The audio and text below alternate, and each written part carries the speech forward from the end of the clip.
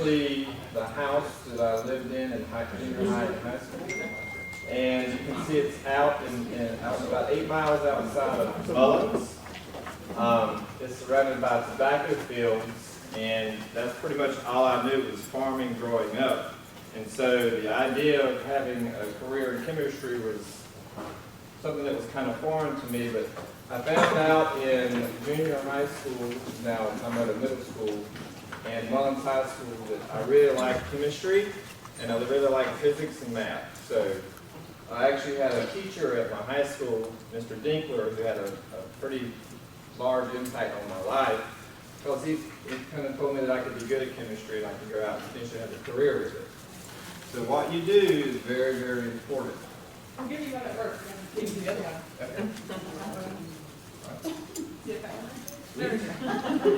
How do you like to keep you awake? Yeah. So what happened after high school? This was my career path. I had no money. I didn't know about scholarships or anything at the time, but I knew I wanted to go to school to have a career in science, so I went to Georgetown College, and I got an associate's degree. I took some classes at the College of Charleston. My career path wasn't necessarily linear. I tried a couple of different majors to figure out what I wanted before I finally settled into organic chemistry.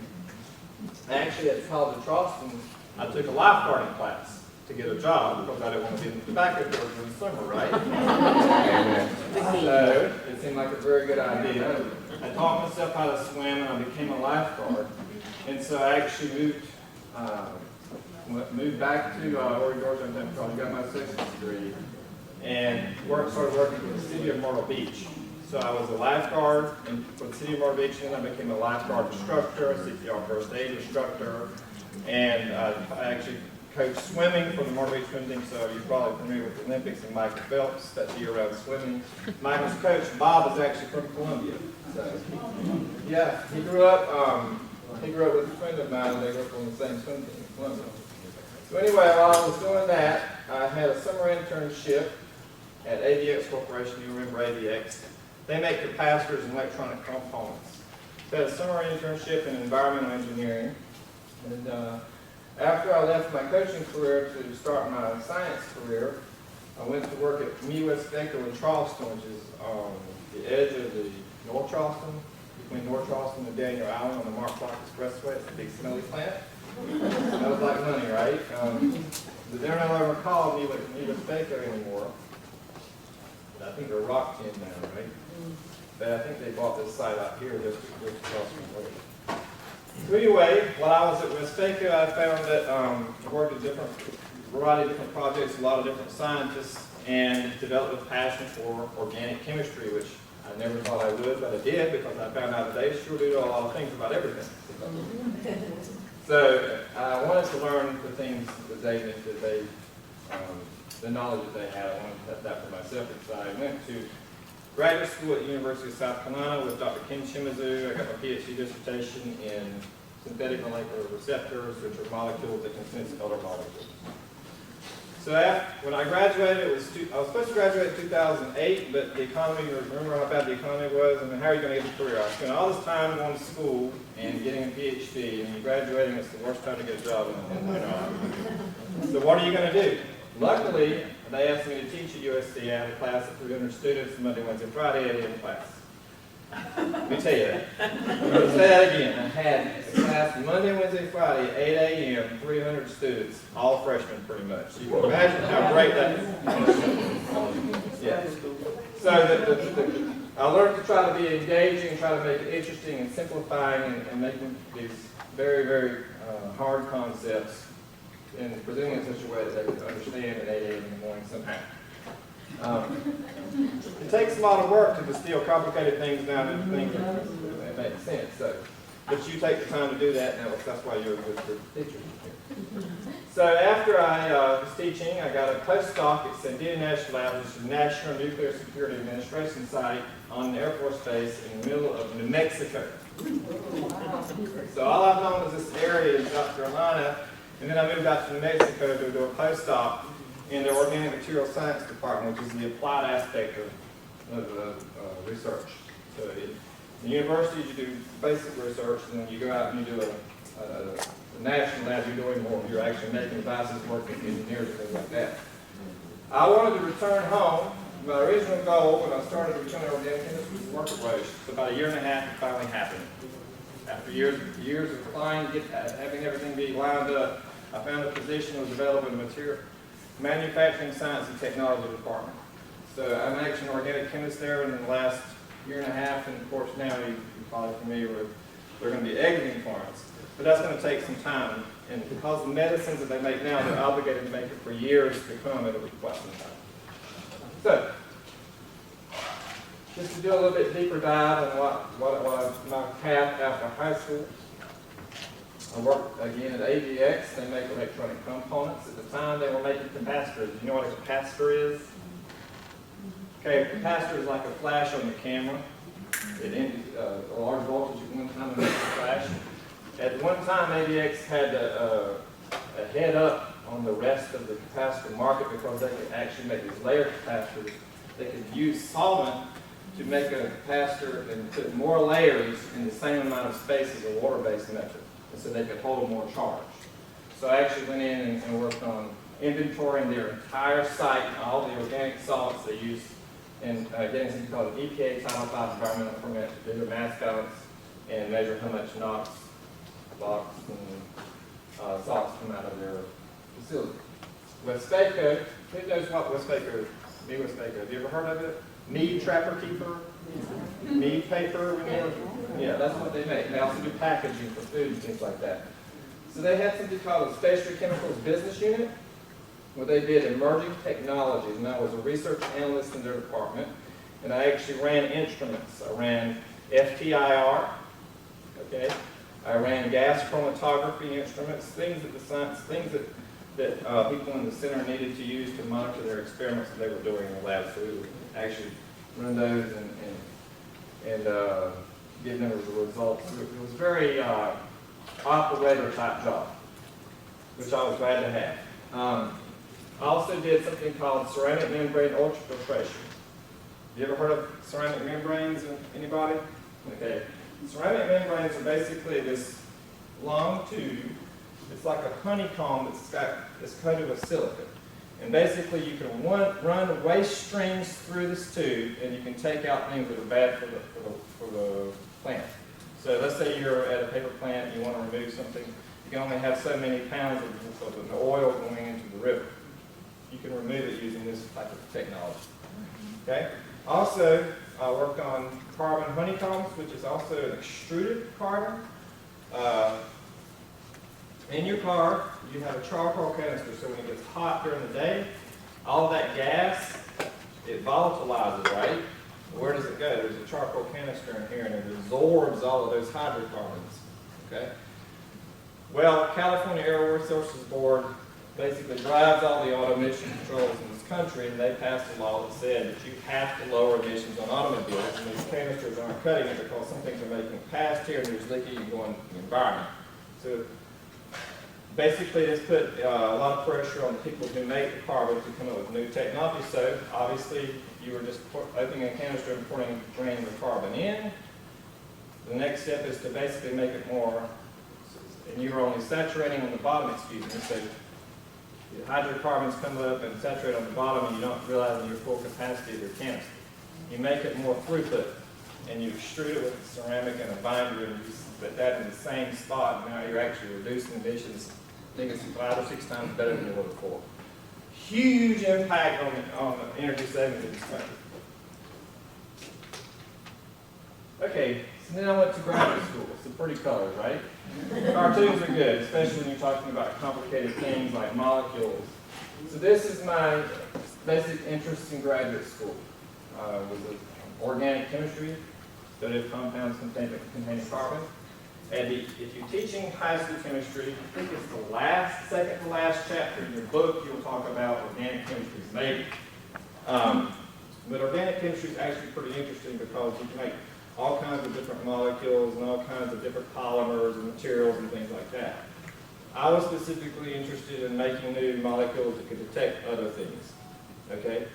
And In this case, for example, I made this molecule that could detect a class of molecules by different colors. So I made this, added this, and I didn't get any color. See how these are similar? This molecule here is similar to this molecule here. What's the difference? There's a hydroxyl group here and a methoxy group here. So this can form actually a hydrogen bond with one of the nitrogens on this receptor. So it turns color. There's something called pi stacking interactions. So that's interesting to me at the time. I thought it was pretty neat that you could form color complexes. And it's actually quite complicated. There's some papers that you can refer to. All this, if you just take this and type it into Google, it'll bring the paper up that this research came from. So molecules that can recognize other molecules, something called heteroisomer, which is molecules that have restricted rotation around a single bond. And I have a slide later on that we can go into that. Molecular machines, when you think about a machine at the macro scale, think about a car, right? You're driving a car, you know, or you turn a pump on, you pump something out, it's a machine. Whenever you get down to the molecular level, the same laws of physics don't apply. So you have Brownian motion, viscosity dominates all motion. So to actually be able to control motion at the molecular level is a very, very huge feat. So this is what molecular machines try to do. Ultimately, the goal is to develop, imagine making a butterfly. There was a beautiful butterfly in the first one. Imagine making a synthetic butterfly, your own butterfly. And it is actually able to pick up, let's say your camera here, something way, way heavier, and have it carry some distance just by organizing molecules together in the lab. That's the pie in the sky type of goal of molecular machines, is to do something useful that man won't have to do. So anyway, chiral memory, that's basically with chiral molecules. Who knows what a chiral molecule is? Okay? I didn't either. And it basically it's the same molecule, only it's non-superimposable mirror image. So it's extremely, there's two types of chiral, a chiral molecule has two types. There's a molecule that makes light, plain polarized light rotate to the right, and its brother or sister, so to speak, makes plain polarized light rotate to the left. Anyway, it's very complicated, but here's an example of a chiral memory system. Here, okay? So this is also an heteroisomer. So you see this little group here, this little blue group here? It has a recognition arm here in red. It also has a platform here in red.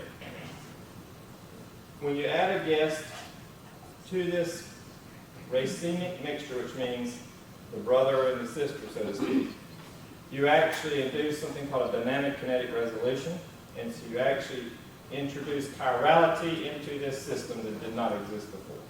So you heat this thing up and you basically write information into the receptor. You cool it down, you remove the guest, and now you're left over with something that sits there for 14 years before it actually forgets what it remembered.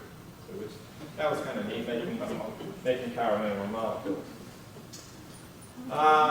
Here I won't go into that. This is also another molecular receptor that basically, it was a new class of rotors where I actually add in an input and it makes some bonds spin around quicker. Okay, and this kind of was a big deal in the molecular machine world for that group. So the take on here is there's all kinds of different things you can do for your graduate research. I chose this stuff, and there's other different types of things. My roommate worked on tobacco mosaic virus. I thought, how funny, we used to wash our hands in milk to make sure we didn't transfer tobacco mosaic virus from plant to plant. And here you are working and trying to make something good out of it. I said, what are you trying to do? He says, I want to make a healthy cigarette. I said, okay.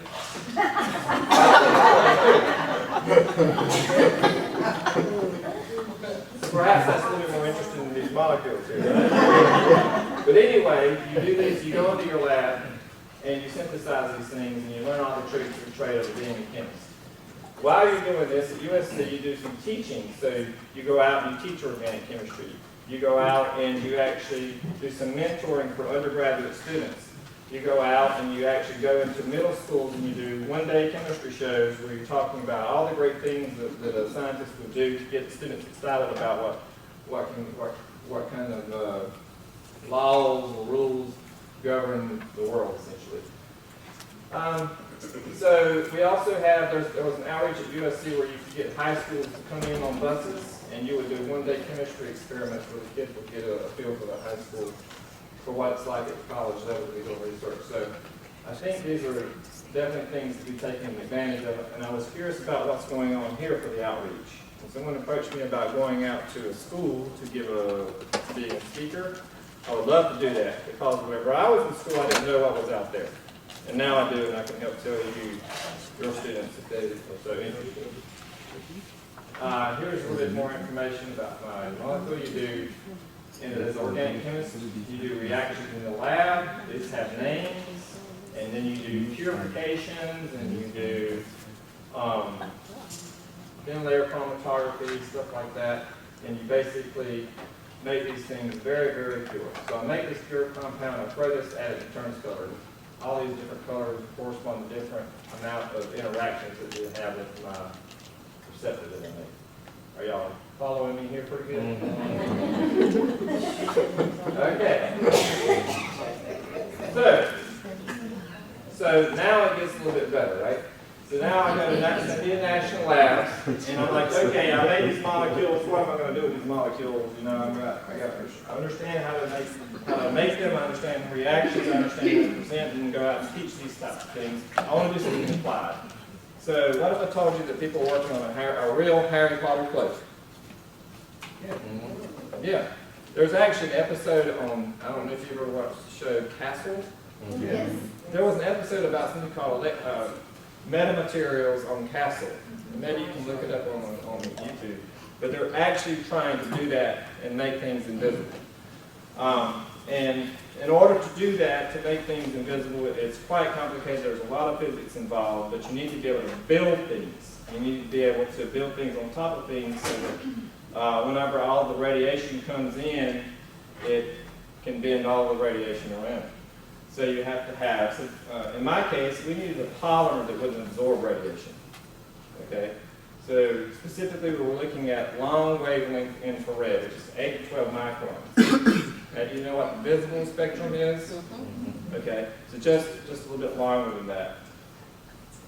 So there was not a polymer available at the time that could be used to make metamaterials because they all typically absorb in the 8 to 12 micron regime. And so we actually made a polymer that could be used to build metamaterials and allow the radiation to basically, you don't absorb the radiation. It can go straight through. So looking at metamaterials, it's pretty interesting here. Fiber optics. You know what fiber optics, total internal reflection? Okay. So let's imagine you're wanting to put a fiber optic in space. Okay, we're not protected by the atmosphere. We have radiation, very, very, large amounts of radiation. So you can actually buy radiation-hardened polymers that go to a polyamide. So here's a typical fiber optic. You have a core, a cladding, and it's a polymer coating. In this case, it's polyamide. Okay. All right. Polyamide is very stable. It has a high glass transition temperature. So what we would do is we'd basically take these fiber optics and we'd expose them to radiation in a radiation environment, bring them back and pull them on them and see how fast, if they broke or not. If they break the same as before, or they break the same. Very rudimentary experiments, but you can learn about polymers and how to actually characterize them, their properties, and make sure that there are no changes occur. So worked on something like that. Nanomaterials, nanoparticles. Okay, you can actually functionalize the surface of a nanoparticle and incorporate them into a polymer and do cross reactions to make very, very, very strong polymers. These are called fillers. Okay. This is a cool little thing. Sandia National Labs, because they're managed by Lockheed Martin Corporation for the United States Department of Energy, they have a program called the Small Business Administration, where they actually say, hey, small businesses, you have an idea but you don't have any financial means to do it, come to us, put in the grant, and we'll actually partner you with a scientist to help your idea become a reality. So that's what they do. In this case, this is a Delbert Pro holding something called a fire ant. Delbert, it was a fireman in one of the reservations in northern New Mexico, and he got into a burning smoke field, basically on location, and he got into a really large, really bad fire. And he lost, when he was in the building, he lost his way. And you think in like TV and stuff, you can see your way around in a burning room, but you can't. It's all pyrolytic carbon, it's black. You can't see this far in front of your face. And so Delbert actually almost lost his life because he got asphyxiated, he got charring in his lungs, and he spent 2 weeks in the hospital. And he said, hey, the only way I was able to find my way out is because I saw the LED light on the top of my captain's helmet. It would have been so much better, I would have never had a problem if the hose was actually illuminated. So he said, can I illuminate the hose when it gets pulled off the truck? How would I do that? Well, we actually, when you pull it off the truck, there's 50-foot sections. So 4 50-foot sections, about 200 foot. So we actually were able to incorporate LED lights in the couplers where you couple them together, and they give different colors depending on how close they are to the truck, so you know how far in you are, and you can find your way out. That was, we were trying to get him on Shark Tank. I don't know if it's been a couple of years since he made it, but that's a very good technology that can come about whenever you partner a scientist with someone who doesn't have necessarily the technical means to get their idea, but have a really great idea. This is being used in Chicago, New York, the New York fire departments, they love it. Here's some more fiber optic stuff. I'm going to skip over that. Basically, it's to you to measure adhesion. Let's say I want to put a sticky note on this board right here and make it last for 30 years without come off. Do you think it's going to happen? Not a sticky note, right? Okay, so let's say I need it to stay for 30 years. How would I be able to monitor, how would I be able to modify that surface? What type of adhesive would I need to use? What kind of technology could I incorporate in there to ensure that my adhesion is good after 30 years? Nail. A nail? That's a good point. Let's say you can't use a nail. You can't use a nail. Fiber optics are actually one of the ways to do it. Here I got something called a fiber optic brag rating sensor, and it's stretched along this aluminum, a strip of aluminum, and I've got estrogen mold release. So like PAM, a mold release here and here, and I stretch my fiber along the length of it, and then I put a coating of epoxy and I adhere it, and I basically can tell where I have bad adhesion at along the length of this fiber here. I can leave that for 30 years, and the output should stay the same unless there's some sort of change in the adhesion of the fiber. I can modify, there's a 1 nanometer thick layer, passive layer on the top of this aluminum, that's on aluminum everywhere, this aluminum. You can actually modify that surface. You can make things stick a very, very long time. So those are the types of things we looked at. Here's a polymer. It's really cool. This is a ring opening metathesis polymerization to make polynorbornene. Robert Grubbs won the Nobel Prize for this. One of his students, David Wheeler, sat 2 offices down from me, and he actually was at Caltech with Bob, and he was very instrumental in this work. So you make this polynorbornene, and you actually use this tosyl hydrazide, and you do partial hydrogenation. So then you take this partial hydrogenated polymer, and you do something called a thiolene coupling, and you react the remaining groups. Why is that cool? Well, that's cool because I can take, for example, I can take this table and I can cast my polymer on the top of it, okay? And I can basically put a stamp or some sort of mask over it, and I can shine light on the top, and I can cross-link the polymer, and I can put different types of designs into it. So this is a design, Sandia Falcon, that I put into this particular polymer. So that's a new polymer that doesn't absorb in the IR. I won't go into the details of all that, but anyway, you make interesting new things. So now I'm getting to Roche filing. So, Roche has been around for 120 years. It became a company right around the beginning of the boom of the Industrial Revolution. And the first product was actually a heart tonic, which was very, very popular around the world at the time. Roche was the first company that synthesized vitamin C. They were used to extracting it out from plants and things, but they actually synthesized vitamin C, which made it possible for large amounts of vitamin C to be made and distributed around the world. So you know they are the ones responsible for Valium, probably benzodiazepines and things like that. And since this time, they have gone into diagnostics like AccuCheck for glucose monitoring. There's some AIDS treatment, hepatitis B and C treatment, and there are also other cancers for breast cancers. They're actually the #1 biotechnology company in the world. Right now, there's 12 FDA breakthrough therapies designations by the end of this year. There's 70 new molecular entities in 2015, and 8 next-generation diagnostic instruments launched just last year. There's all kinds of diagnosis and treatment monitoring that are going on that Roche is responsible for and involved in a variety of different areas. Florence actually is right here, but there's locations around the world. This is Roche's global footprint. There are over 91,000 employees. I just mentioned the 15 major R&D sites around the world. This is Swiss francs. There's 48 billion Swiss francs worth of sales last year. Now, what does it take to actually get a drug from a bench top to a patient? A lot of testing, a lot of money. You can hardly actually put it down to this. $2.6 billion. You have 2.6, and that's for the one that worked. Okay, $2.6 billion for one of the works, and it takes 10 to 15 years to develop the drug. Roche spends $1 million an hour, 365 days a year on drug research. So there is a lot of expenses that go into the drugs that are actually making a difference in the market. I think they have 60% of the top cancer drugs that are available on the market today. Avastin is being one of them, capecitabine being the one that's been around since the late 90s. It's made predominantly out of Roche and Roche Florence.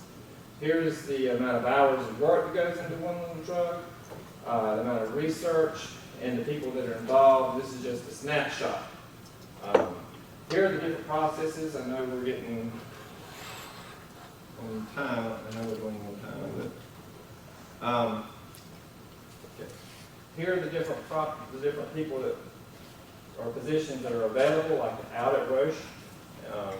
Not necessarily medicinal chemists, that's on the front end of a new drug discovery, but take time to go back and read through the discovery, the clinical development, the ongoing study of medicines. Even after drugs are given out to the public and it's approved by the FDA, there's still the quality of the drug in the patient's health is #1 priority. Quality is #1 priority, making sure you get that drug the same every time and it works and there's nothing wrong. Okay? So, here are the drugs that Roche and Florence is basically responsible for. Capecitabine. This is a weight loss drug. I don't think this is being made anymore. Rasberry, which is, this is for, actually, Pegasus is for hepatitis B and C, and the Rasberry is for, anybody know? So, hepatitis B and C, Tamiflu, this is for organ transplant, and this is for anemia, for patients who have kidney issues. So, our mission at Florence is to provide quality product to patients through great people and a high-performance culture. This is our #1 manufactured drug that we make. And it's been around for a long, long time, and it just recently came off patent. You said they did take Zenical off the market. Well, as I understand, Zenical is no longer made at Roche and Florence. Yeah. It may be under... I used to sell that. Okay. Up. Here's our site. Here's the different parts of it. You have the warehouse over here. There's facilities in engineering, manufacturing, logistics. This is all indoors. This is 7 stories tall. Here's our pilot plant. Here's our small scale where we do actually reactions in the laboratory and we do quality.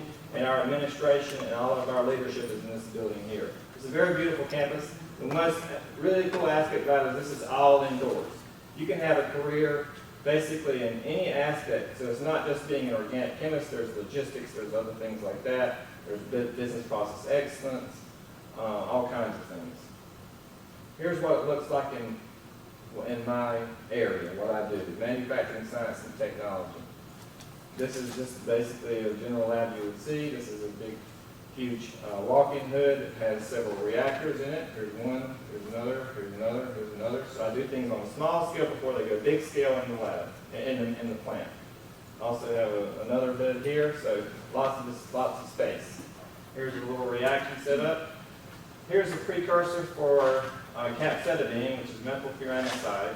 You do a hydrolysis of methylfuranoside to form this trial intermediate, which then you do a acetylation reaction to form ACF, and you do 3 more steps to form capecitabine. How'd you like that? That was pretty quick, yeah? Okay. Once you make things, you need to make sure, okay, did my reaction go to completion? Is my stuff pure? I mean, there are in-process controls that you have to do, and you have to know how to run these instruments. This is liquid chromatography, high-performance chromatography. This is gas chromatography, okay? So in this, we have an analytical team and a quality team that has the methods down, everything's standardized, so you run it the same way every time, all the time. And you can tell if I run something in the plant, I can tell you whether it's pure or not, okay? So, in the interest of time, I'm going to kind of go through this one last little bit. Here's a drug where I would actually go into my lab and I would run an experiment, all right? This is a step, basically it's the first step of the drug that I worked on, okay? So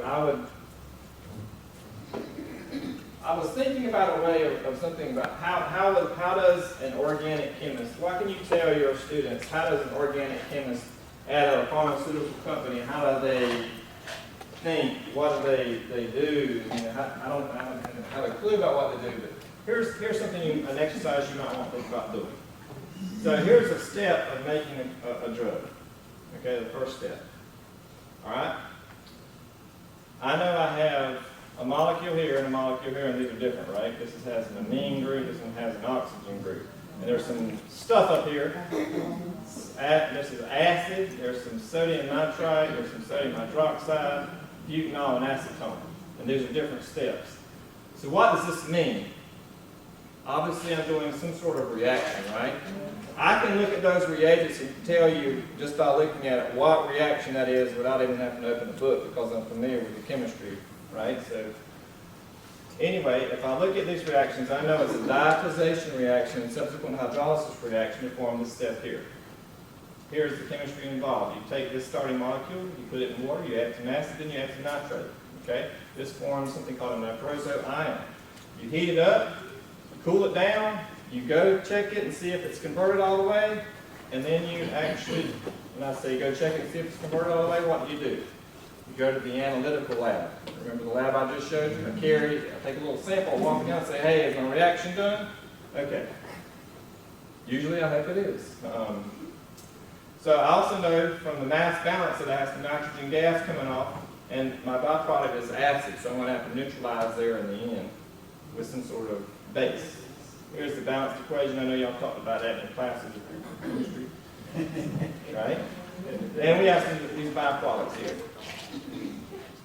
So, here's what it actually looks like when I run the thing. Here's the acid, the water, the Pili Zero, and some sodium nitrite. I got some toxic gas coming off this thing. Bad stuff. Could kill you. We don't want that. We've got to figure out how to handle that, right? So that's the problems I work with my engineer in the plant to figure out how we can make sure that we don't have this gas escaping into the atmosphere. We've got to change it to something that's not toxic, and we do that kind of thing. Anyway, I take pictures of different things. Are you familiar with extractions? Okay, so I run my reaction, and it's in this water right here, right? Well, it's crude, and I got to get my stuff pure because when it goes into the patient, it's got to be extremely pure.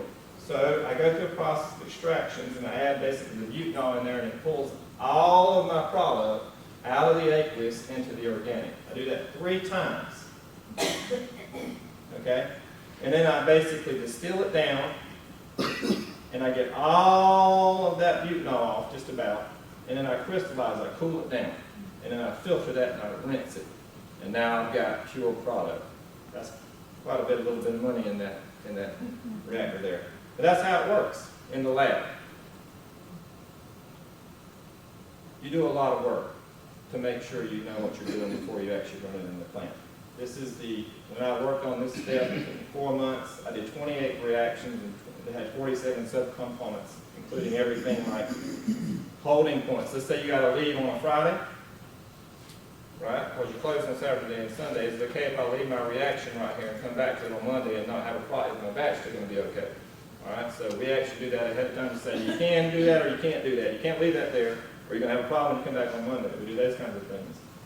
And what happens if you don't go all the way to the end of your reaction? Can you still get a product that's going to pass specification in the end? All this is regulated. Here's our 7-story building, okay, that we do all the manufacturing in. This is a multi-purpose process unit. Multi-purpose process unit. All this is indoors. These are big, huge reactors here. And it all works through gravity filtration. We put the stuff in the top, we run the reaction, and when we're done, we let it drop on down to the next reactor. We do something else there. We might distill off. Who knows? We might do a reflux, and then we go all the way down until we get to we're ready, and we crystallize our material out, and we drop it into a big, giant washing machine on the spin site, the centrifuge. Okay? Centrifuge, we drop our material in there and all the solvent spins out, and then we rinse it and we stick it in the dryer, and then we put it into these big drums. And then that's the active ingredient of the cancer drug you'll get. It's not in pill form yet. It has to be shipped somewhere else. And it's formulated somewhere else, not for us. They make the active ingredient, the thing that actually makes you feel better. Okay? You're feeling better. Here's an example of how big one of those reactors are. And here's our little setup, how we would optimize our process in the plant in order to make sure we have all the equipment that we need, everything's removable and you slide it in. Here's what it looks like in one of the MPUs. This is about 2 story big reactor vessel, all kinds of things coming off. It's nice and comfortable in here actually, it's not like walking around outside when it's hot. We have a control room, everything is computerized, we load up into the reactor, we run it, we monitor temperature, we have flows and all those types of things, and if something calls for you to go and look at it, we'll go look at it. Okay? Some reactions say, go until clear. If you're clear, he'll take a look at it, and then he'll say, okay, it's looking clear, and then they'll sign off on it and we're ready on to the next step. So, my last slide is this. I know I'm a little bit long, but here's the take home for you. Okay? Started thinking about, well, what you've seen all these different things, some things you've understood, some things you haven't understood. That's okay. The take home for your students is this: there are all kinds of careers out there that they can have. Okay, locally and nationally. Okay, you can teach you can go teach and do what you're doing, which is amazing. You can go teach at the college level. You can go and do industrial research as a research analyst with a bachelor's degree. You can go to work at a national lab. Here's the thing about a national lab. You have to have a minimum, you have to have very, very high grades to get in, to get a job there. It's a minimum of a 3.5 GPA undergrad and 3.7 grad. So your grades do matter whenever you're in college. Okay? So make sure your students know that. And that's at this particular location. It's more relaxed than other places, but San Diego likes to boast they have a very high GPA for all of its scientists. There's about 10,000 employees that work there. So expose them to different things. I talked about a Harry Potter cloak. I talked about a car, gasoline in your car going to a carbon honeycomb and removing things from water. I talked about a drug that's saving people's lives right now as we speak. There's all kinds of things that should expose your students to them. And you can pose questions to them to introduce them to new areas. So things like I said that they wouldn't normally be exposed to that are out there. And I'll be happy to come in and speak to any of your students during your classes anytime to kind of tell them a little bit more about my experience on their level. so that they could have a better understanding, because I know whenever I was in junior high and high school, I had no idea. So that's all my goal of this talk, is to kind of say, hey, all of these things out there exist, and you can play in any of them that you want to, and learn all the science and do some really, really cool stuff that people find interesting. In everything I did, I was always answering a problem wherever I went. So that's problem solving and critical thinking and idea generation. Is there such a thing as a bad idea? If your student comes to you and has an idea, is it a bad idea? No. A lot of times kids are scared to be creative because they don't know how to be creative. So pose questions where they have to be creative. Okay? And eventually that creative aspect, or they may naturally already be creative, will come along. Okay? So anyway, here's all the great people that I work with at Roche. They say hello. And thank all of you. I know it was long, but hopefully it was good for you. I enjoyed it.